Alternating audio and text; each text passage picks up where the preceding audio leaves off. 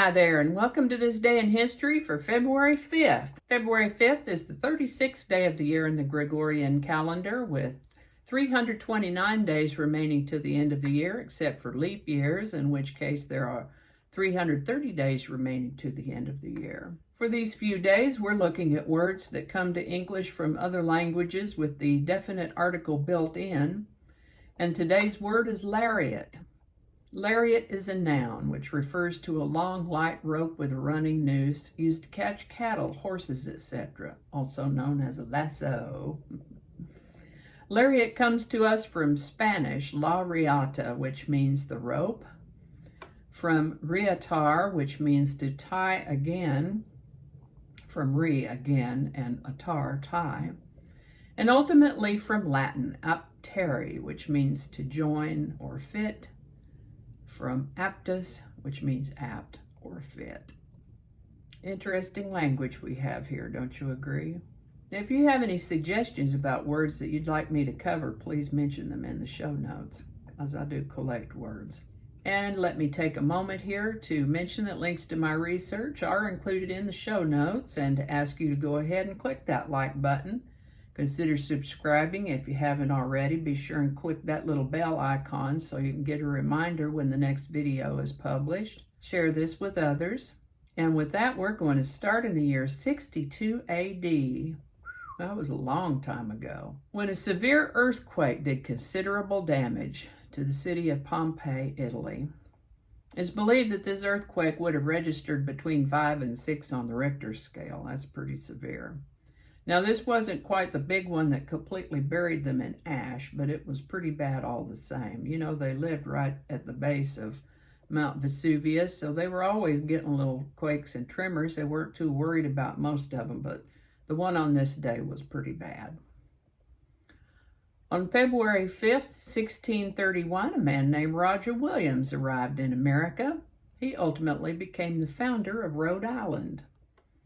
On February 5th, 1777, Georgia, the state of Georgia, formally adopted a new state constitution and became the first U.S. state to abolish the inheritance practices of primogeniture and entall. Do what?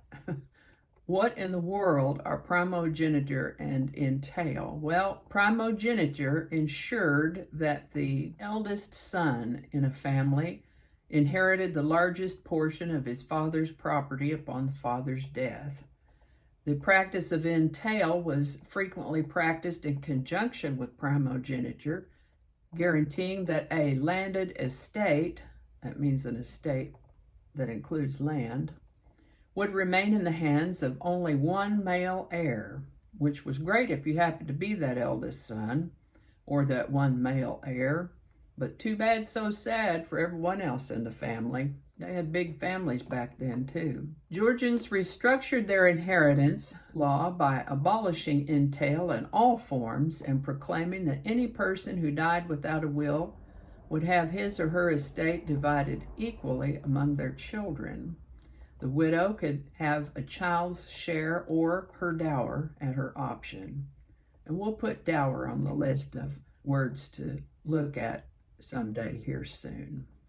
On February 5th of 1826, future 13th President of the United States, but what is his name? I forgot to put his name in here. I think it's Millard Fillmore. Married Abigail Powers. I think the article was really more about Abigail than her husband, so hold on, I'm going to look that up right quick. It was Millard Fillmore. Look at that big memory on me.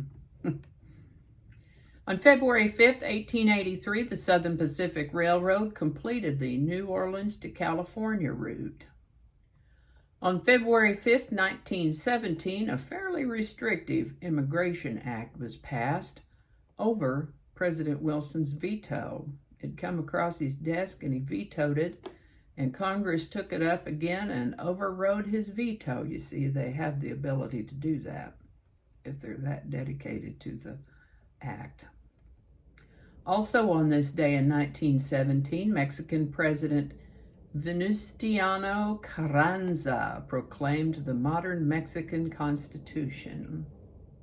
On February 15, 1919, a new film studio named United Artists Corporation was formed by Charlie Chaplin, Mary Pickford, Douglas Fairbanks, and D.W. Griffith. This is the birthday of baseball great Henry Louis Aaron Jr., better known as Hank Aaron, born February 5th, 1934, and by golly, he's still alive as I read this in 2020, turns 86 today. On February 5th, 1937, President Franklin Roosevelt announced a plan to expand the Supreme Court to as many as 15 judges. He said it was to make it more efficient, but critics were sure he was trying to pack the court to neutralize the justices who were hostile to his New Deal. Oh boy, Hitler and Mussolini, what a pair. On February 5th, 1941, Adolf Hitler scolded his Axis partner Benito Mussolini because Mussolini's troops had retreated in the face of British advances in Libya. It's interesting that Hitler was so adamant about don't retreat, and yet when things really boiled down to the last minute, what did he do but retreat to his bunker? In 1958, a hydrogen bomb known as Tybee bomb, was lost by the U.S. Air Force off the coast of Savannah, Georgia, never to be recovered. Yikes. On February 5th, 1994, Byron de la Beckworth Jr. was convicted more than 30 years after the crime occurred in the murder of African-American civil rights leader Medgar Evers. If you ever get a chance to see the movie called Ghosts of Mississippi that was filmed in 1996, and James Wood plays the part of Byron de la Beckworth, he did an amazing job. I've placed a link in the show notes to an excellent interview with James Wood about this movie and this historical event. It was on February 5th, 2003, that Secretary of State Colin Powell gave a speech to the United Nations to justify the U.S. invasion of Iraq. Turns out most of the facts he used in that speech turned out to not be entirely accurate, but that's for another presentation. And I think that's going to do it for us today. As always, links to my research are included in the show notes. Give it a like if you enjoyed this video. Consider subscribing if you haven't already. Feel free to share this video and let me know your thoughts in the comments section. While you're plinking around on the internet, might as well check out my other channel, 8 Susquehanna. There's a link to that in the show notes as well. Thanks again, and I'll see you next time. Mind your manners. What is wrong with my mouth today? So many mistakes. Oh, come on now. Where were we? All right, do that again.